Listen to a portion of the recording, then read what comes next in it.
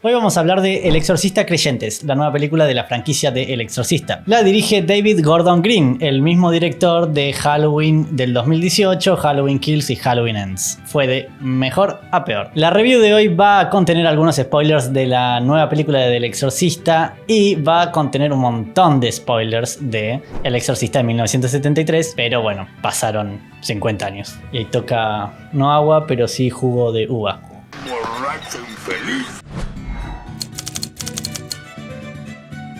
La primera película del Exorcista es un clásico, todos estamos de acuerdo con eso. Tiene sus cosas igual. La vi un día antes de ir a ver al cine la nueva para refrescar. ¡Qué mentira! La primera vez que la veo.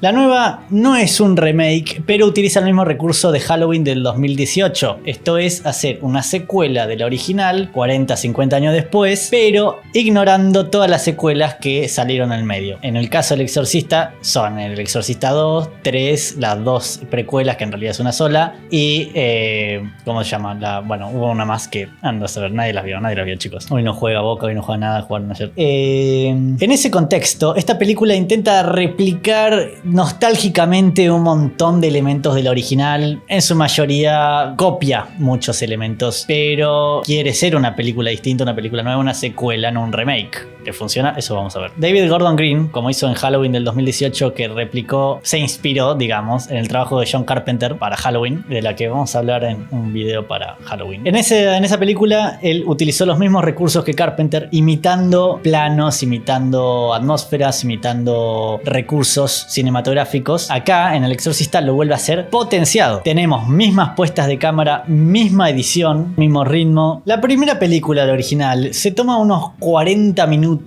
en ritmo lento en desarrollar personajes, sentar las bases de la historia. Hay que entrar a la película hoy en el 2023. Ese ritmo lento igual le ayuda a la película a justamente desarrollar muy bien el personaje de la protagonista, que es la madre de Regan, y el personaje del cura, el joven, Garran, algo así. Vemos la vida de una, que es una actriz que está laburando a mil, que está separada, que tiene que criar a la hija, está en una ciudad que no le es propia porque están rodando una película ahí. Mientras tanto vemos la vida del cura, que está dudando de su fe, que tiene que cuidar a su madre que está vieja y enferma, que la tiene que llevar a un asilo de ancianos, que se le muere de repente, bueno, en fin, todo un desastre. Al mismo tiempo, la chica Regan, pobre, sufre una posesión demoníaca que nunca es explicada en la película, y ese es un problema, eso sí. Se toma 45 minutos en empezar y hay algunas escenas que van un poco rápido y hay algunas que directamente ni están en la película. Aunque la película se toma su tiempo y el ritmo es lento, se come varias escenas de la película. Por ejemplo, Regan de repente es una niña normal, 2 escenas después ya está poseída, está insultando gente, está pidiendo que le hagan cosas irreproducibles en el YouTube actual. De repente un personaje que vimos 2 escenas, que es el director de la película ficticia dentro de la película, ¿no? Nos enteramos que se murió, que fue a visitar a la familia, que tenía que cuidar a Regan y de repente está muerto en unas escaleras que ni siquiera nos mostraron antes. No hay setups a ciertas consecuencias, ¿no? Son hechos importantes para la trama que la película nunca nos muestra, no los cuenta. Show, don't tell, se dice en el cine. Muestra, no cuentes. Volviendo a la película nueva, entre todas las cosas que el director imita de la original, está esto, pero ya vamos a llegar a ese punto. La nueva película avanza un poco más rápido en ese sentido, es un guión de cine un poco más clásico. Tenemos un detonante más cerca del principio, pese a que tenemos una escena inicial que es un prólogo similar a la original, que también tiene una escena inicial prólogo en otro país, en otro contexto, etc. Y la trama de la nueva se siente que avanza un poquito más rápido que la original, pero en detrimento del desarrollo de los personajes, donde la otra se le perdona esos 40 minutos porque justamente estamos conociendo a estos dos personajes que nos van a acompañar durante toda la película y van a intentar resolver el problema. En la nueva tenemos 2 familias protagonistas, porque son 2 niñas esta vez, no es solamente una niña poseída, son 2. De las 2 familias solamente una está desarrollada, y si bien no desarrolla una de las 2 familias, lo cual es en detrimento futuro de la trama en sí, esta vez se tomaron la molestia de por lo menos explicarnos por qué las niñas fueron poseídas, dónde fueron poseídas, qué es lo que hicieron para ser poseídas, donde de nuevo en la original Regan simplemente le pasa. El mayor problema que tiene esta nueva película es que, a pesar de ser una secuela, quiere ser una imitación de la original. El director, David Gordon Green, es un imitador, no tiene una voz artística propia. Nunca entiende el propósito de los recursos utilizados en la original. Es una copia. copia, una burda copia. Por ejemplo, la cabeza del demonio que se ve a veces superpuesta, o incluso que es un fotograma cortado al mejor estilo Fight Club, que en la original esa cabeza demoníaca va increciendo, va apareciendo acá y allá en ciertos momentos específicos, intentando mostrarnos el peligro que acecha en la casa y que acecha a Regan. En la nueva, el director decidió copiar ese recurso, de nuevo sin entenderlo, y lo va introduciendo acá y allá donde él quiere, así sin explicación, sin respetar los silencios, sin respetar el escalofrío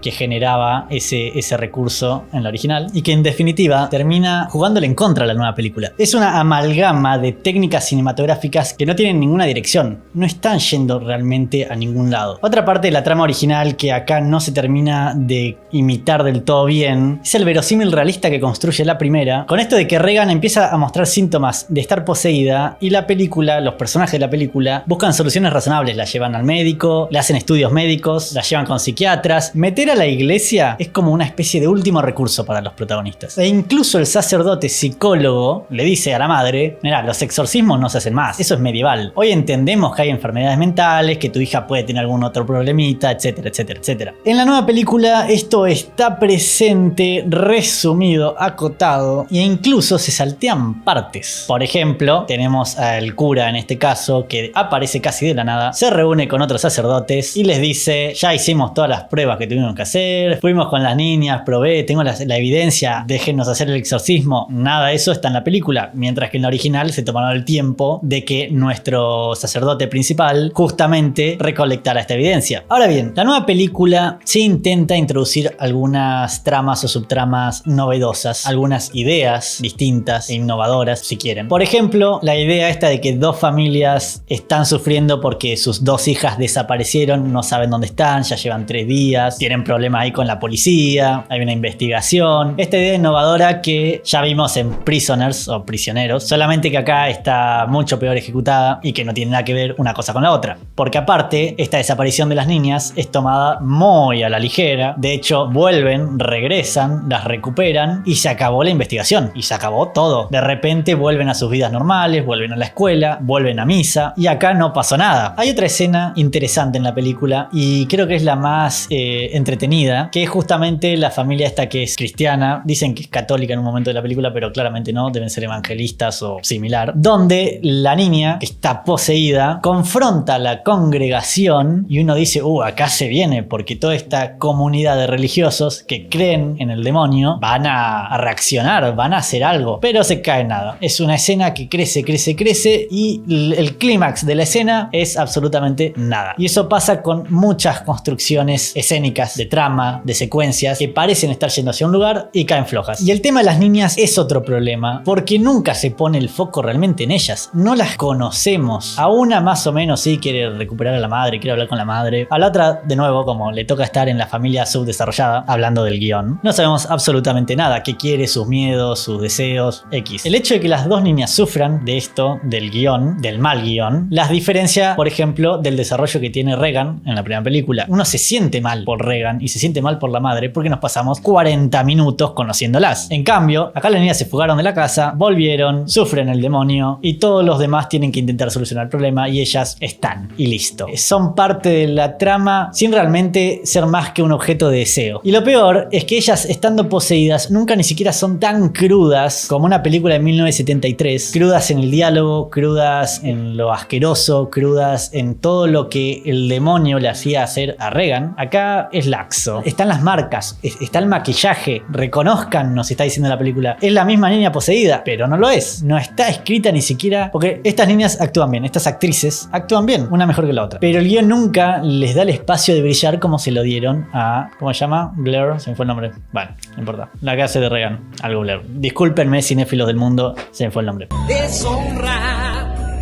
Desgracia. Volviendo al punto, la película no cuenta nada nuevo, no tiene un mensaje propio y a medida que avanza más y más se apoya o se acomoda sobre el factor nostálgico y ahí entra el personaje, el regreso del personaje de Chris MacNeil, interpretada por la misma actriz, que por los trailers pareciera que le quisieron dar un rol similar o un peso similar en la trama al de Jamie Lee Curtis en la nueva trilogía de Halloween, pero el personaje acá de Chris claramente no supieron qué hacer con ella, porque a diferencia de de Jamie Lee, Chris en la película Exorcista llega al tercer acto y desaparece. Porque ahora son los dos sacerdotes que se hacen cargo del exorcismo. Lamentablemente esos dos personajes se murieron en el Exorcista. Spoilers, soy muy malo acá porque hice un garrón enterarse eso ahora. El que no vea el Exorcista, vos ya no tenés la culpa. Listo. No pueden ser todos como yo que la vi recién hace 2 días. Entonces entra Chris McNeil en escena. Es una anciana supuestamente que escribió un libro sobre exorcismos y te la quieren vender como que sabe lo que está hablando. Spoilers de la nueva película. Intenta hacer un exorcismo, no le sale, no es cura, no es monja, no está relacionada a la iglesia y se la sacan de encima en un 2x3. Después sigue en la película, pero si quitas a Chris McNeil de la película es exactamente lo mismo. Pero ¿qué pasa? Es el factor nostalgia. Vengan a ver, es el exorcista, volvió Chris McNeil, volvió Regan y ahí lo dejo. Entonces, en definitiva, ¿te gusta el exorcista la primera? A pesar de que tiene ciertos pecados de película setentera que hoy capaz a la audiencia joven no le interese, ciertos pecados de guión, de escenas que no están y de información transmitida a través del diálogo, a pesar de todo eso, El Exorcista es una gran película. No es una película de terror, bueno, a mí no me pareció de terror, véanla y si algo les asusta díganme, pero es una gran construcción de personajes, es un buen drama El Exorcista 1. Hoy el gore de esa película ya no asusta, ya no es un producto que rompe barreras, porque en esa época lo fue, una niña insultando como insulta a Regan era algo no visto. Hoy quedó en el tiempo, pero se sostiene gracias al drama de los personajes, gracias a lo que les está ocurriendo a ellos, gracias a la historia íntima que ocurre en esa casa. La nueva película, como toda imitación moderna de una película anterior, carece del encanto de esa, no subvierte ninguna expectativa moderna, no rompe ninguna estructura moderna como lo rompió El Exorcista en 1973 y falla incluso como un drama familiar. Te podés anticipar a prácticamente todo lo que le ocurre al padre protagonista, al afroamericano, que no me acuerdo el nombre, y a su hija, e incluso el final, en la gran escena final del exorcismo. Spoiler, esta película tiene un exorcismo al final. Digo, si no se lo esperaban, igual no sé qué decirles. Pero incluso ese exorcismo, la resolución que tiene, es 100% previsible. Con esto no me quiero agrandar y decir, sí, la vi venir de acá. Cualquiera que la vaya a ver va a salir diciendo, ah, sí, iba a terminar así.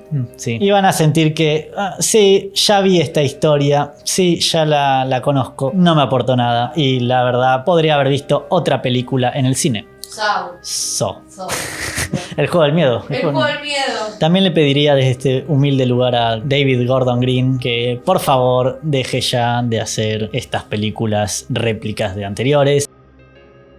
Su Halloween del 18 me gustó, creo que es una muy buena peli. Halloween Kills y Ends son bastante mediocres y bastante malas. Y esta sigue esa misma tendencia. Queremos sangre, no nostalgia. No queremos. Ella quiere sangre, yo no estoy. Pues si hay sangre, bien, y si no, no es necesaria. Esto es cualquier cosa, esto es YouTube. Sigue bajando el jugo de uva.